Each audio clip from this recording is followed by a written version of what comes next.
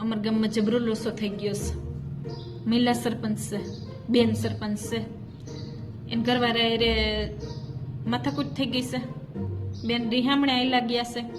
હવે ગામમાં કોઈને સાઈન સિક્કા કરાવવા હોય છે તો એને પિયર જવું પડશે, અને બેનનું પિયર 400 કિલોમીટર આખું છે.